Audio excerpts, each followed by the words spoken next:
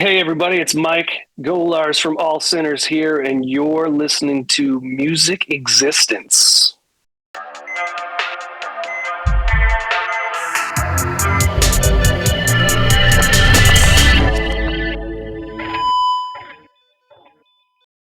Welcome to another instance of Music Existence, where because of music, we exist. Right now with me I have Mike Golarz of the band All Sinners. Throughout this year, they've been on the Dead to Rights tour, releasing 2 EPs, their self-titled EP, and their acoustic EP called We Are the Unplugged. Right now they have a new single called Into the Flames, which will be off their upcoming album, We Own the Night, out November 14th. So without further ado, welcome, Mike. Thank you so much for coming on. Yeah, no problem, anytime.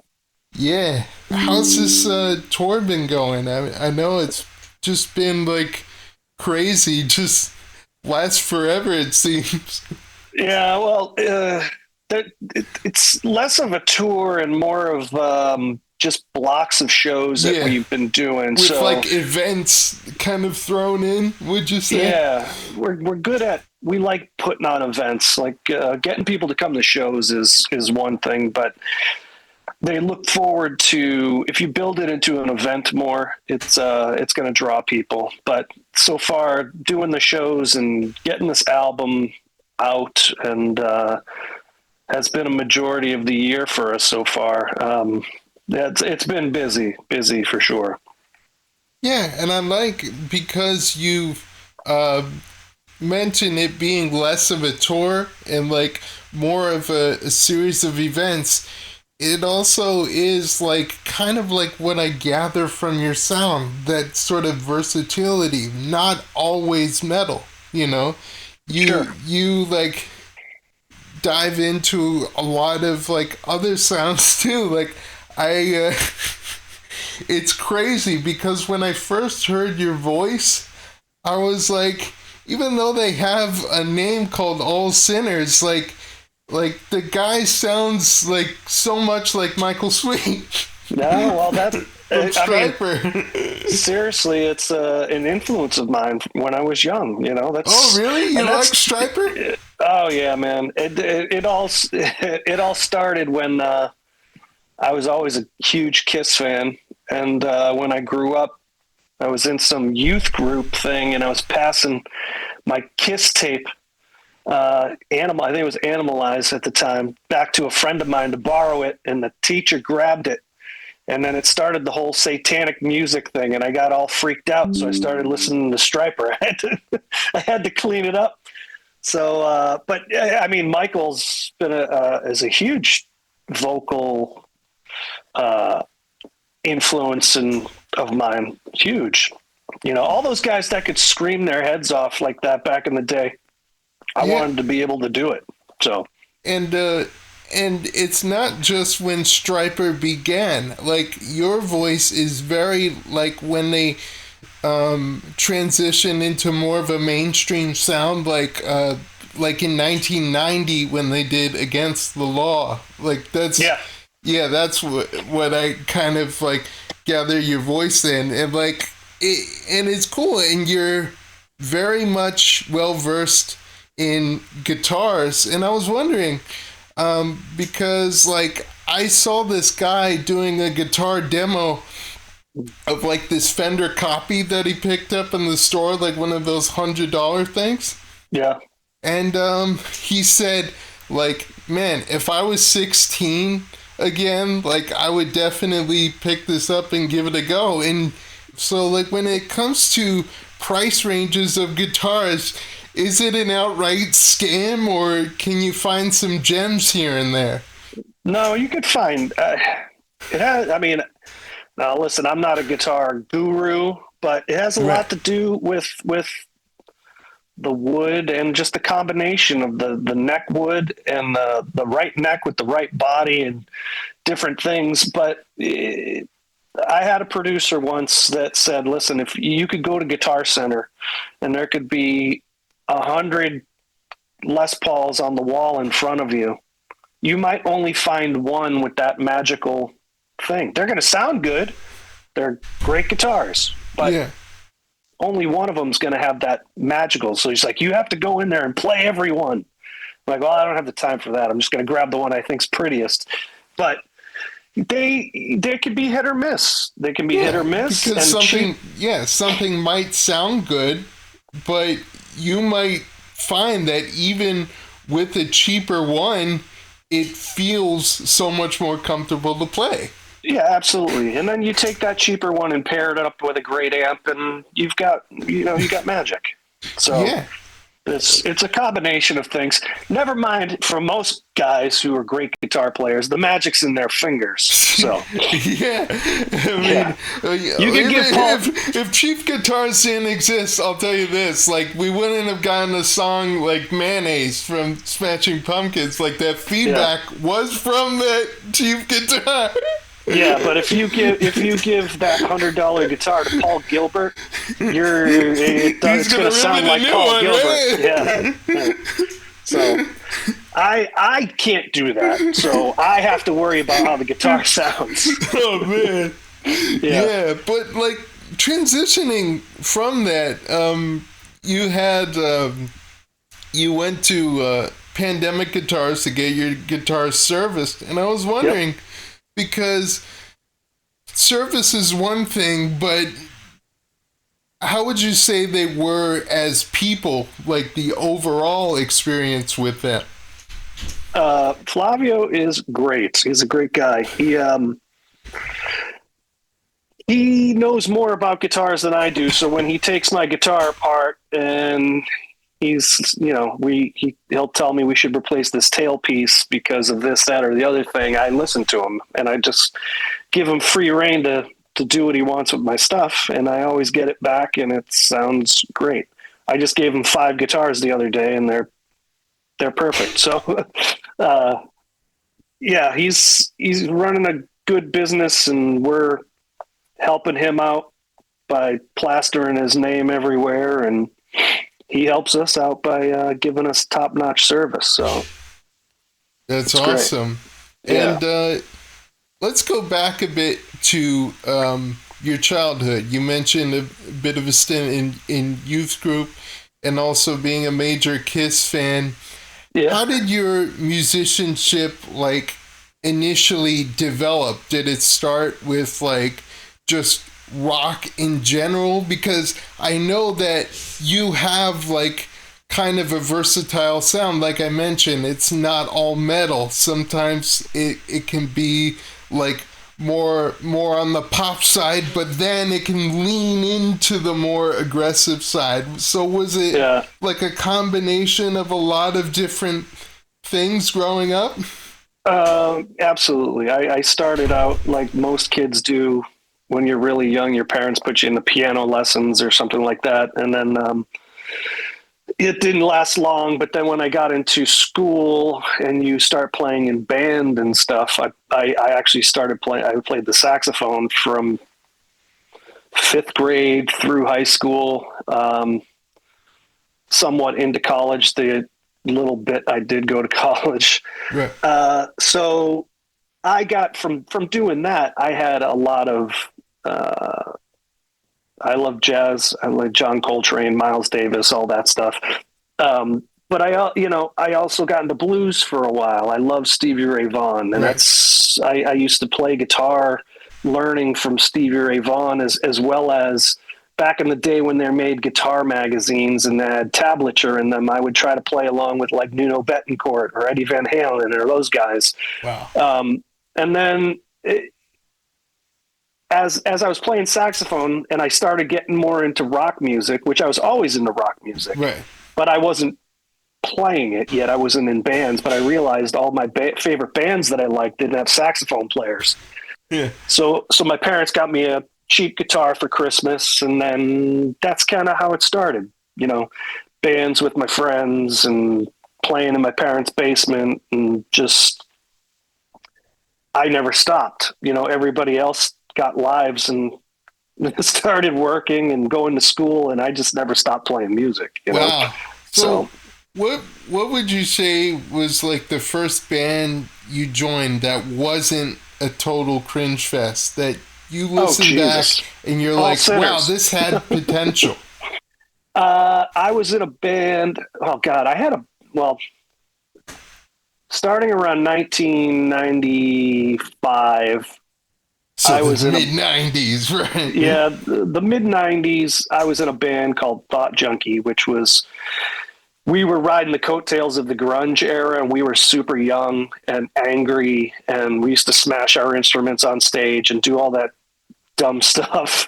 And we got a lot of attention, and we toured with Powerman 5000. Wow. While we were so young. Like right when Powerman 5000, before they were even really wow. So yeah, like they were a giant. They were a giant Boston, Powerman 5000. Yeah, they were a giant Boston band, and we all looked at them like oh, that. And then right when we started playing with them, they got the record deal and put out the major label album and stuff like that. Did you guys put anything out? We did, but just independently. Okay. We were at the time. Any tapes of interest? Oh yeah, I've got. Roger, the drummer for All Sinners, owns a record store. He put out our Thought Junkie's last release on vinyl, so that is available at Purchase Street Records. Forgotten who you are. It's beginning to look a lot like a revolution.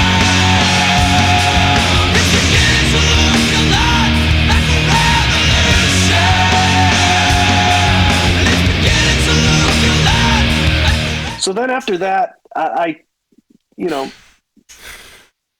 did a couple things, and then the one that got the closest was I was in a band called Elko Drive, and this goes back to how you're talking about the pop thing, and some of it can be pop goat heavy. I was always into heavy music, right. No matter what I was doing. Metal and hard rock was always my thing, but I never did it in a band. Right. So this band Elko Drive was, I would call it more like radio rock at the time. I got black flowers from you. You sent them today. Will I step aside and wonder why I can't get my way? Black flowers from you. For the rest of my life, I'll be sitting here wondering why I ever made you my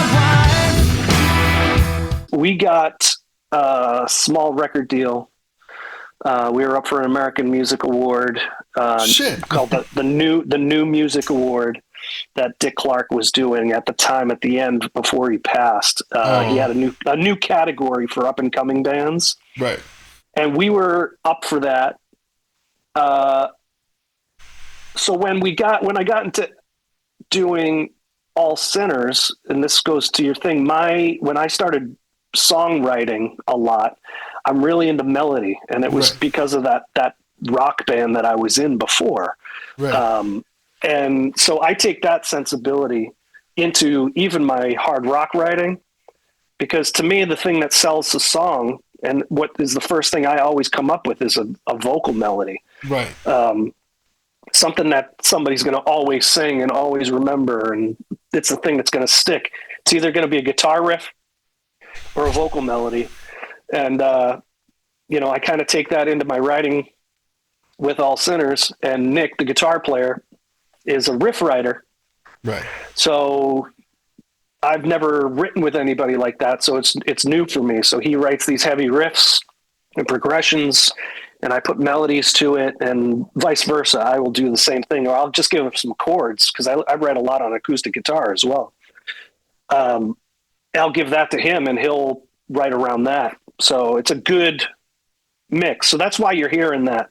A lot of it is heavy driving, but then there's that, oh wow, that's a catchy melody in there. There's actually a song in there still. It's not just like a riff fest, So, yeah. It's really cool like that. So like when it comes to the relationship that you have with your bandmates and All Sinners, just in general, like how long did it take before you guys like really clicked, that you knew, kind of what roles you were going to play and that you were really kind of locked in? We still haven't. I can't stand those guys. Oh man!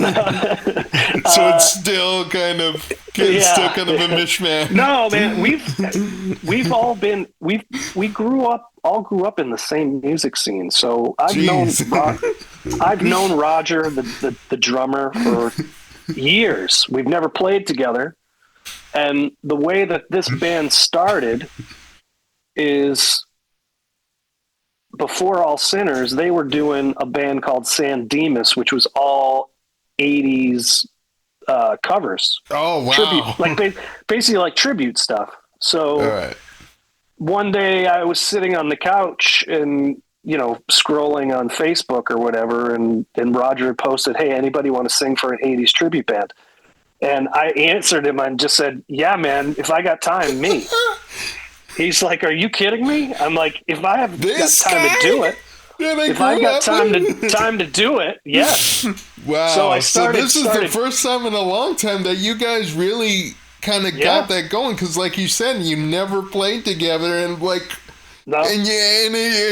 and to your credit, you got really lucky, because it could be a shit show. Oh yeah. Well, I rehearsed with them. And they were doing all the stuff that I loved. And I was like, this is awesome. And it worked. And so we started doing shows with, Mike Tramp from White Lion, LA Guns, all these bands. We were opening for them, doing covers. Whoa. So, you were doing covers, but then the guys were like... Yeah. Yes. Yes. That doesn't really happen. Usually it's just like a limbo or like a purgatory of doing covers, and you're nowhere near those guys, but you were there. You were with the guys. So let me go back to the story. Then the pandemic hit. Right. So everything closed down. Of course. And Roger was like, "Well, what are we going to do now? There's clubs are closed." And one of the guitar players was like, "Hey guys, this is a good time for me to bow out. I got other stuff going on." So I was like, "You know what, man? I have this itch to start writing music again. Let's start writing music." And I had a couple songs already. And we needed another guitar player, and Bruce, the bass player, was like, "I know this kid. He's really good." And we brought him in, and he never left. Wow. So he's kind of my musical muse. He's become that. We're like kindred spirits. He's an insane guitar player. I'm not. He makes me better. He makes me do things that I'm uncomfortable doing. That's the best. That's the best. Where you can learn from each other. He allows you to learn from him. That's the thing. He doesn't stick in his own corner and he's like, fuck you, back to yours. And I'm teaching him how to sing, because when I record all my vocals, I do really high background vocals, and I need somebody to do them. So we're good together. But when we were doing the San Dimas thing, I was actually starting to hang out with all these people that I idolized back in the day. So then when we put All Sinners together, in that general area, and you were like, "Oh shit, this guy lives here too." And no, they were on the road doing these shows, and when they come through the area, we would jump on it. Whoa! So we got to know all these guys, and now when we have this band together, they're like, "Yeah, come out with us, come play with us." Now that we're doing all our own stuff, and it's actually been really good getting to know these guys. Wow! So, it's helped a lot. Yeah. Yeah, because I noticed in your dates, LA Guns, Dockin'. It's like, what the hell? And then, but you just realize you set up that foundation, that camaraderie, that exchange where you're like, "Hey, I do this, you do this, our itineraries meet up. Why not?" Yeah, absolutely. So it was kind of it kept rolling, and it's been really good so far. And now, after this, now that we signed with Rat Pack Records, I think we're probably going to do a full tour in 2026. I can't say with who yet, but it'll be interesting for sure. Yeah, and I was thinking about that because you mentioned signing with Rat Pack, and it's like, what is it about them, about their identity, really, that's kind of rubbed off on you these days?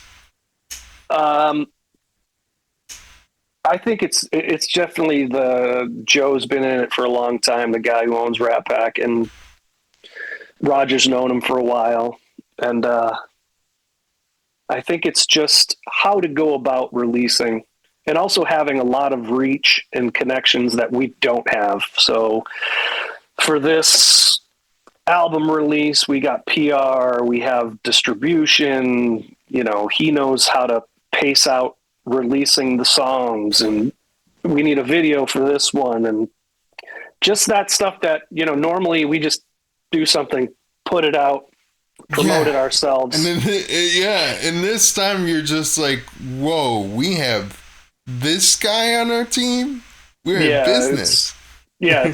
So far it's been great. So, I mean, we put out the video, and I think it's already, it had like 30,000 views in the first under a week or something like that. It's crazy.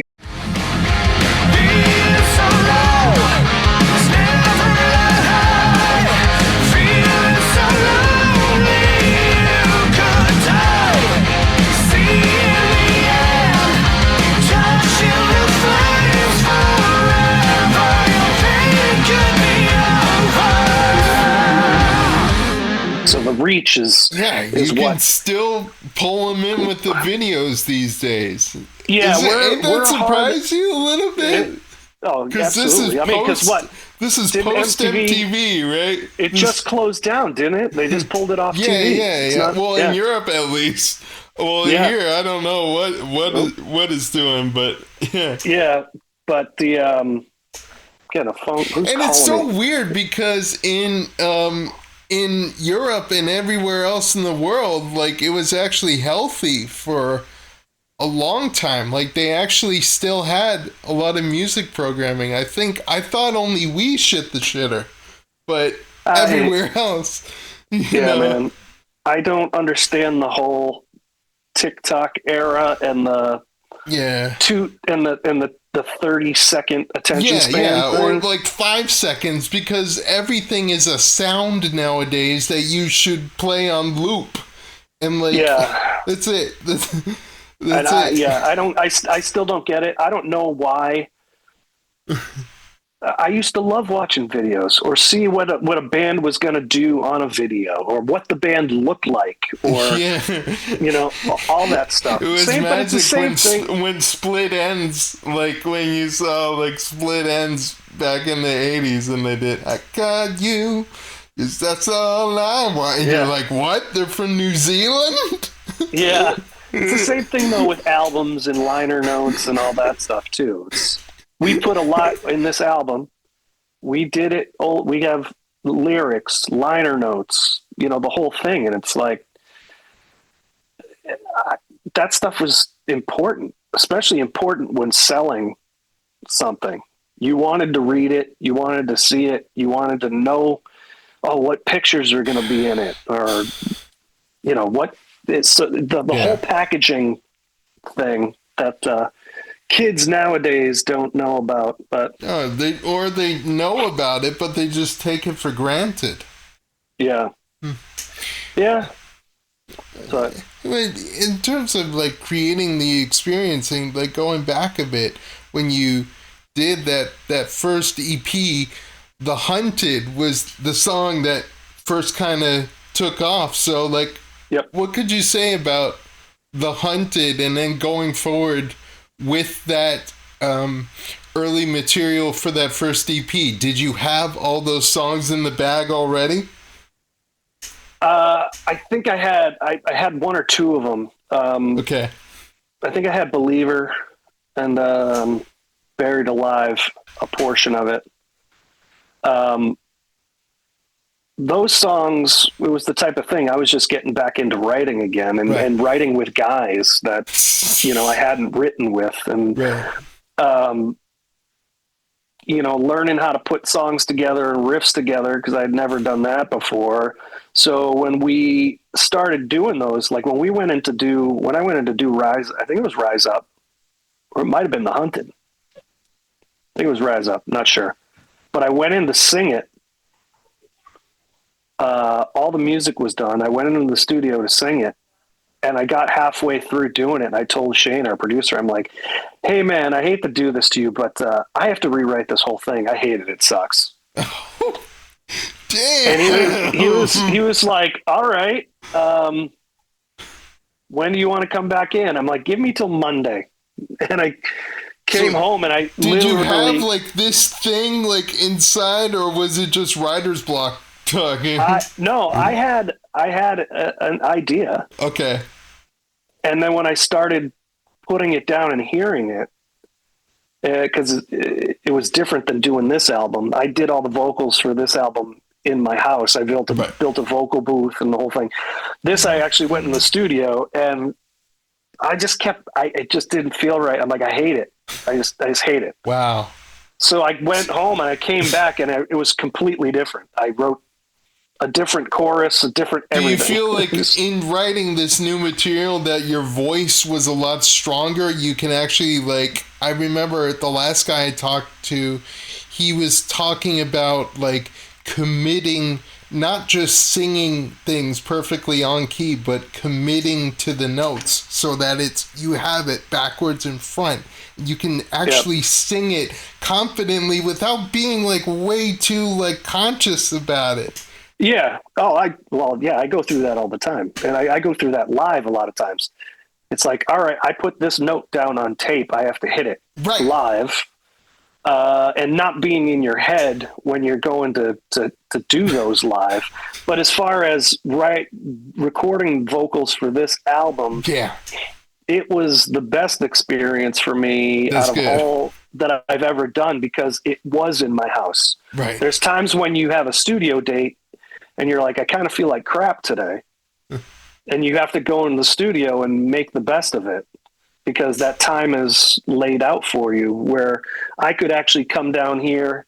I'm in my basement where my booth is, and I could start something, go upstairs and have dinner, and go, you know what? I have an idea.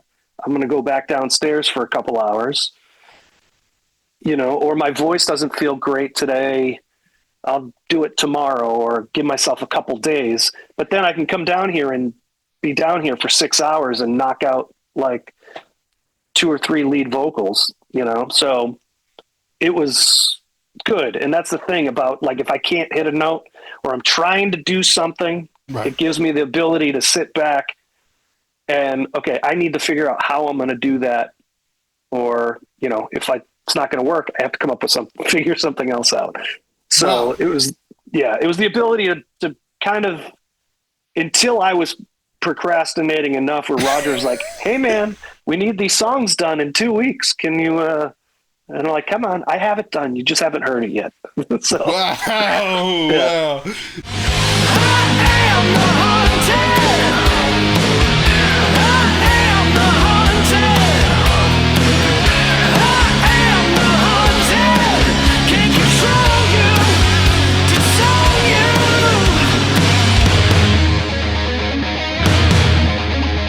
you. You have a home studio, so is there like a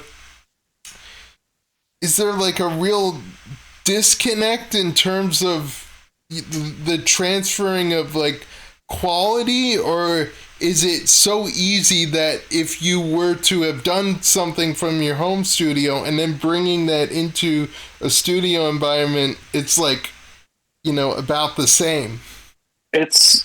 Well, everything's done. I think that's how a lot of people do it nowadays. So, they just, we went in the studio to do all the instrumentation. Oh yeah, because of the room and everything. The room makes a lot of difference. So basically then what would happen is I have my whole setup, and the producer would send me just like a quick mix down of the instrumentation. Right. And I would drop it into my software, and I got good mics and compressors and all that stuff. That's good. And it took a long time to get started because I kept doing demos and sending them to him and go, how does this sound? Is everything going to be cool? And you have to wait until you hear back from him. Because I don't want to go through this whole thing and then you get them back and go, hey, your tracks are clipping or whatever's happening. Oh, that's the worst. Yeah, no. So once we got everything exactly how I wanted it and learning how to transfer them and everything, it was actually really easy. Right. And I would just finish something and upload it and send it to him. And to be honest with you, the vocals on this album is like some of my favorite. I don't like listening to myself. Right. But no one does. I don't like listening to myself. So these are some of my favorite because I was basically in charge of it. Right. I was in charge of making them tight and making them in tune because there's no auto tuning. There's none of that stuff because I'm sitting in this room. But I also didn't need it because I could obsess over it. Yeah, So. And when you're that obsessed, like you don't need when you don't rely on any kind of pitch correction. I know, like so many, even like movies use pitch correction, and even commercials use pitch correction. It sounds so weird after a while that you become so desensitized to it. And I don't know why it's such a necessity when you can just sing in your imperfect, kind of messy vocals, but it's still like imperfections. It carries imperfections emotion. Are magic. Yeah, imperfections are magic sometimes. And it's like I don't let things bother me if that's the way it came out. Right. When I did it, sometimes if you go back and try to do it again, it sterilizes it, and it's there's some of that imperfection that really works. You become more of a performance, kind of an emulation of what you once did rather than what you do in the moment. Yeah, and I'm still a believer that rock music is supposed to be dirty. Rock music's supposed to be imperfect. Rock music is supposed to be rebellious. Rock music is, bands that use tracks live and stuff like that. I get it. You want to sound great and you want to be exactly how your album and that stuff, but you're not going to, I don't want to do that. So if I put something down on tape and I like to layer vocals, right. We're not going to be able to perform them all live because we're a 4-piece band and 3 of us sing. It's like, oh wow. So, 2 guys sing background vocals. Okay, wow. Not good. I can't say that Bruce and Nick are like, yeah, give me a lead part. I'll get out there and sing it. But they do what they can, So we're going to rock the songs out. And they're going to sound as close to the album as we can make them, But we also don't put a lot of shit on the album that we can't do live. Well, as far as for that same reason. And as far as transferring the styles live, I mean, going back, you said what there is to be said about the first EP. When we go to We Are the Unplugged, I like it that your acoustic performances aren't just acoustic versions of the electric songs. For example, there's this band from the 90s from the Philippines called Wolfgang, and they did this live acoustic series called Acoustica. But what they did was they made completely unique arrangements because they did fast, heavy metal songs, but they did complete slowed down, tender acoustic arrangements of those fast metal songs, and you're doing a very similar thing. You're making it unique to the acoustic experience. So when I heard We Are the Unplugged, I was like, that's the thing. Yeah, you kind of have to, if you try to approach it especially with like the stuff that we're doing and trying to play it like the album, it's not going to sound. Yeah, it's gonna go right. Yeah.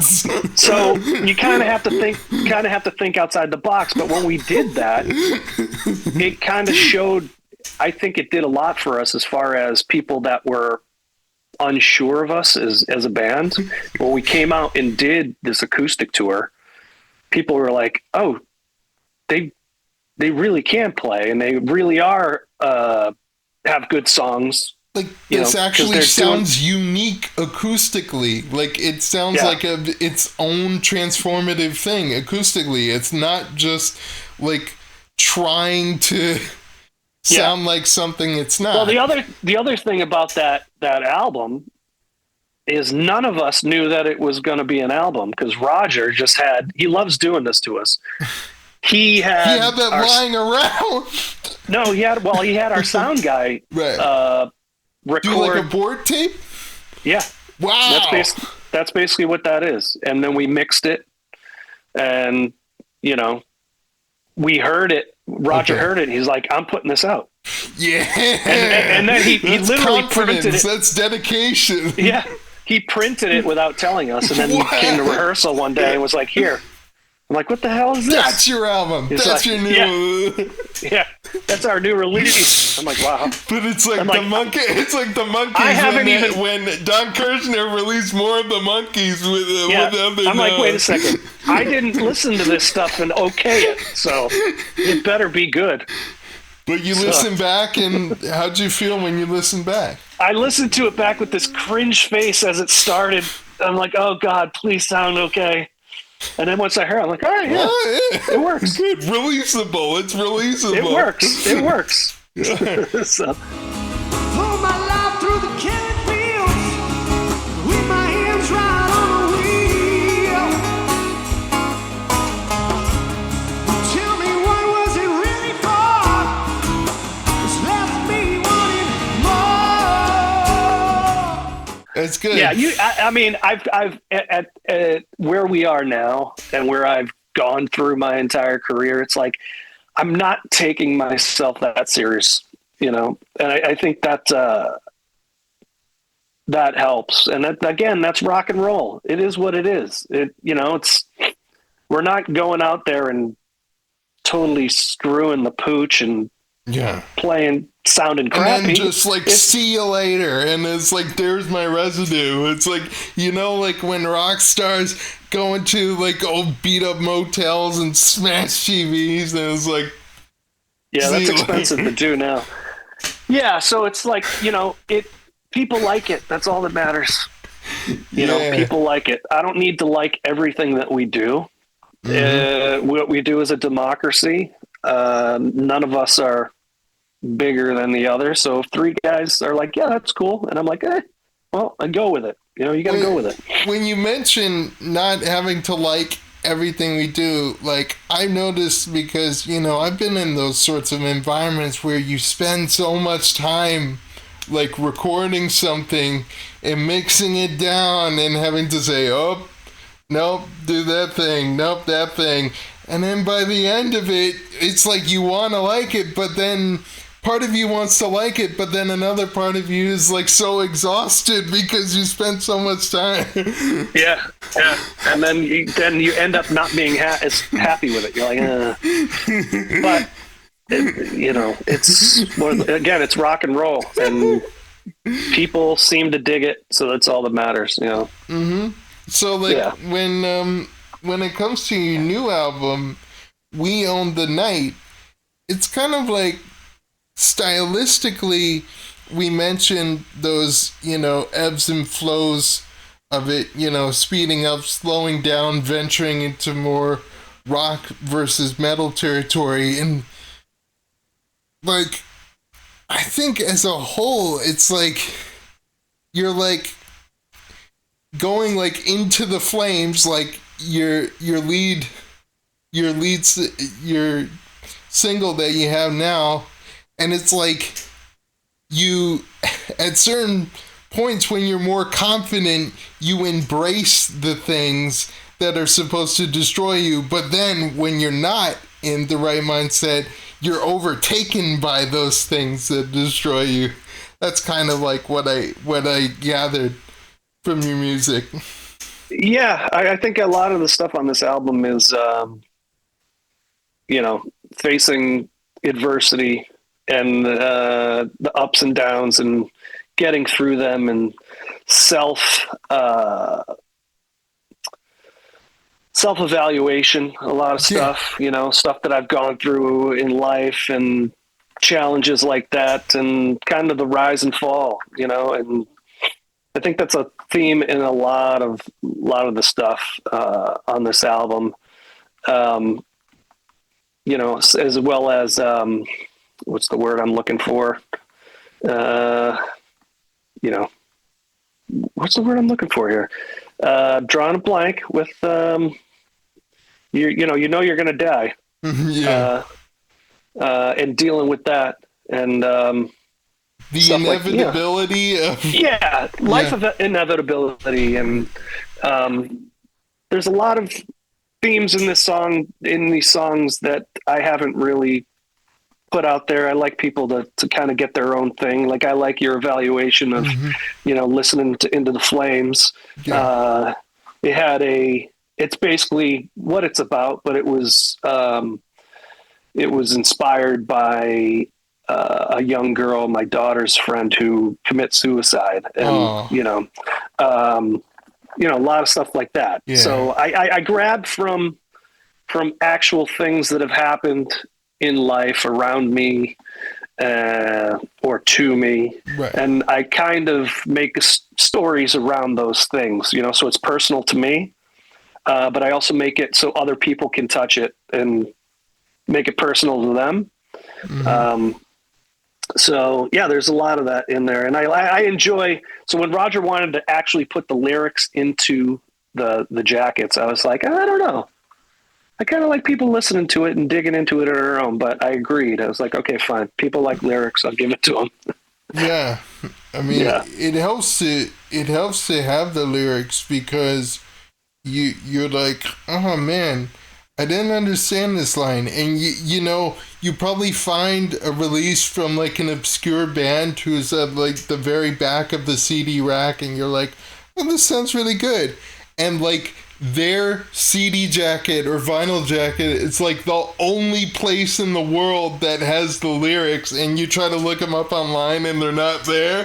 So it could help in some ways. Yeah. So they're all in there for everybody to examine and dissect. Yeah, but even when they do look at the lyrics, I think they could do a little bit of both. They can examine the lyrics, see what's in front of them, but they're able to still, like I am, still make inferences based on their own personal experience. I think for me, it's always it's a being self-conscious thing. I'm not a wordsmith. I'm not a same here. Like, I'm not like Bob total Dylan. Stream of conscious when it comes to my lyrics. I'm not Bob Dylan, so a lot of times when I'm the same thing, I'm stream of conscious. I have an idea. It makes sense to me when I put lines and words together. But is somebody else going to understand it? Or are they going to go, that doesn't make any sense, what he just said? It does to me. It does to me. So, so far I haven't had that problem. It seems like it's working out okay. So, well, at least as long as you have all your stuff like backed up, demo wise, because when you don't, then it's like, the worst part is when your DAW starts malfunctioning and you're right about to like finish the song, and it's like, this program stopped working. I make sure everything's written down. I'm still one of the guys that uses a pen and pencil, and my lyric sheets are chicken scratch. So yeah, and man, well, yeah, it really helps, and like it helps too if you have like the software licenses for all your plugins, saved in like a specific folder, because if you don't, that's when the real shit show up. Well, I've learned that you have to keep up with all those updates. Yeah, update. Yeah, you can't go a year in between using your software and expect it to work. Ain't it weird though? Like, on the subject of that everything's a subscription now. Like, when it comes to software, it's like it used to be you used to run your DAWs from a disk and then install it, and then you don't really have to think too much about it. But then it's like, time to renew your subscription to this thing. I know. Like, how do you feel about that? Like, I don't like don't. it. I was using Pro Tools for a while, and it was like a month to month, or you can spend the thousands of dollars and buy it outright. Yeah, like its own rig, right? Yeah, so I was renting it, and then I don't record every day. Right. I don't record every month. Right. I don't record every 3 months. I just put out an album. I'm going to take a little break, so I'm still paying the subscription. So it's a tough thing, but it is what it is. I mean, we're not going to be able to get away from it. It's the way it is now. So that's nothing you can do. Yeah, but in terms of like, bringing the product all together with We Own the Night, you do production yourself, right?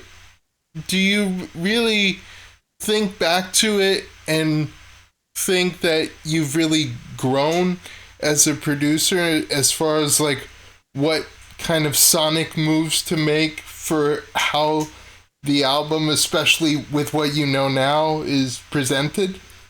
I think so. Basically, for us, for me especially, it's feel. Like sitting in the studio, we have the song. We started recording the instrumentation. I start putting vocals on it, and it's like, this part might be too long, or this should be too short. We need to edit this down. Yeah. And the other thing that this band has done too is I've gotten away from doing a lot of that as well, because I'll talk to Nick and we'll have a guitar part that repeats 4 times, and I'm like, we should probably cut that down to 2. And Nick will say, no, I like it at 4. It's like, okay, then it is what it is. We'll discuss it. And why does every song have to be 3.5 minutes? It doesn't have to be. So that the last track on our new album is a 6-minute power ballad. Yeah. It is what it is. And I like when it slows down, because you have to, and even in life, you can't always go at fucking breakneck speed, or else like you'll miss all the stuff that you take for granted. Yeah. I mean, when we were doing the songs and everything on this album is laid out, first of all, like an album. So side 1, side 2. So you pace it the way it feels, and you mess around with song placements, and you want it to feel the best. Side 1, it starts great, ends great. The middle's good. Same thing with side 2. We get to the last song on the album. It's called The Reason. And we recorded it, and I was like, hey guys, this song's 6 minutes long. We might need to edit this down, but I kept listening to it. And I'm like, it doesn't feel like it's 6 minutes long. Everything checks out, everything checks out. It doesn't feel 6 minutes long. It doesn't look like there's gratuitous. Because there's so much involvement to it, right? Yeah. So it is what it is. Does it fit on side 2 of the album? Yes. Yeah. Well, it stays, so I think that's just over time, just doing, and this is pretty important to me and us, is we kind of do what we want to do. And I think if you do what you want to do the way you want to do it, people buy into it. And and that works. If you're being real and you're being yourself, people see that and they buy into it. If you're out there faking it and putting out 3-minute songs and Well, there's nothing wrong with that, but it doesn't seem, we're doing what we want to do and people dig it. So we'll see how this album sells. Yeah. I mean, do you feel like the band overall has gotten, like, more often than not, you guys are on the same page? I'd say for the most part, yeah. I think we're all just happy where this band is at and where we're at and the things we're doing. There hasn't been much adversity at all, of disagreements. I think musically we accept what each other like, and we try to incorporate a little bit of what everybody likes. If somebody has an idea, we go with their idea sometimes, or do hybrid ideas. And right. So it's worked out. Nobody's punched anyone in the face. So yeah, thank God. yeah. But considering the career that you've had thus far, what have you learned about yourself, not only as a musician, but as a person? Oh man. I think for me, especially back when I was younger, I used to play, go off stage, hide in the corner. Oh. Didn't want to really talk to anybody. Yeah. Wasn't really, approachable type of thing.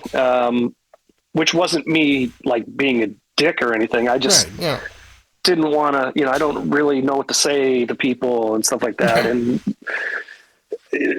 recently with this band and bands before, I've learned that getting yourself out there and, talking to the people, making yourself accessible, really goes a long way, to putting a product out there. And I think we all do the same thing. We approach this band like old school bands used to. So like Sunday, there's a show near us and it's Prong, and a couple bands that I love Prong. I love Prong. Yeah. And a couple of our friends' bands are playing. Roger and I will be there, and we'll be promoting our stuff, and we'll be hanging out, talking to people, and same thing with Roger. Just went Saturday night to see Steel Panther, and he stood outside. I love those guys. Handed out flyers and, meeting people, and it's kind of like our hustle. It's how we do it. Yeah. And, part of it, with part of it, luck is involved too, because you can, like I've learned the hard way, you can have all the confidence in the world and people are still going to give you the cold shoulder in life. Like you can, sure. Yeah. Oh man. We get that now. Holy why hell. are you guys get these shows? Well, man. We're hustling. So, total indifference. It's like, so when you have that community, you feel grateful. Like, wow, like you're not giving me the cold shoulder. You're actually giving me your time. Like you're giving me your time. You're like, this has been amazing. Yeah, man. Listen, any bands that I know, when I see them do something good, it's like, good for them. Yeah. But unfortunately, as in life, people get butt hurt. Yeah. Why are they get to do that? Why do this get to do that? Why are they get to do that? Why? It's like, well, yeah, or it's like just the way, it's the luck of the draw. Or it's only that band. It's only that band. You're not touring with this band, but you're touring with that band. Listen, we're touring with this band because they asked us and we said yes. We didn't have to say yes. Yeah, they asked us. So like, we didn't beg. Yeah. We weren't like 2 a.m. at their window throwing stones at it, like trying to get their attention. And it's not like we have to do it. We look at each other and go, hey, do we want to do this? Yeah, let's do it. Hell yeah. Yeah. So, yeah, it's, you know, I root for everybody to do well. I hope everyone does well. Yeah. You know, and I wish that everyone would do the same thing for us. And most people do. Yeah. You know, most people do. We got a lot of fans and a lot of good friends in bands, and you know, we also help each other out. So That's really it's, good. yeah, man, we love doing shows with our friends all the time. So That's good. Yeah, pleasantly surprised when I heard your band, and talking to you, it's really refreshing because, you know, people would have like either one-sided kind of attitudes or one-sided sounds that just sound like kind of you know, like kind of hit or miss or just kind of one dimensional. But in learning about your story, in learning about your sound, like I just knew, like there's so much more to this band, there's so much more to this guy than, you know, what you hear. And this is why I do what I do. yeah, that's awesome, man. Yeah, there's it's too short a time to not enjoy what we're doing, or be grateful and give people your time and tell your story again, because you tell your story, it humanizes you, and again, people feed into it. They want to know you. But that's like, you know, when I used to buy records and open it up and see the pictures, I wanted to know these guys. I wanted to see them. I wanted to, you know, but at the time those people weren't accessible. So, yeah, but it's all good. Yeah, it's so great. Like, you know, it's so great on my end. Like, I was just talking with my mom, like, you know, finding these guys over in Asia, like I never thought in a million years, holy shit, I get to interview this guy from India, and I get to interview this musician who is, you know, part of the 90s rock scene in Singapore. Like, no one's like ever gonna like think about that until we have this accessibility, and I'm so glad we do. And transferring that over to you, it's great that we can talk like this too, and you know, and, yeah, absolutely, and hopefully, you know, you can come on again, because you've been great, man. Thanks, man. I appreciate it. I appreciate that a lot. It's been fun. And yeah, man. So lastly, anything you'd like to say to your fans? Yeah, well, I've been saying a lot to them recently with all these videos that I do, but I'm so grateful we have such a great fan base, and I thank them all the time for their dedication and the pre-orders, and, you know, can't wait for everybody to be able to hear the album on November 14th. And hopefully we'll see everybody at a show soon, for sure. Oh, man. Mike, it's been great. Thank you so much, man, for coming on. And thanks, brother. Yeah. Appreciate it. Yeah.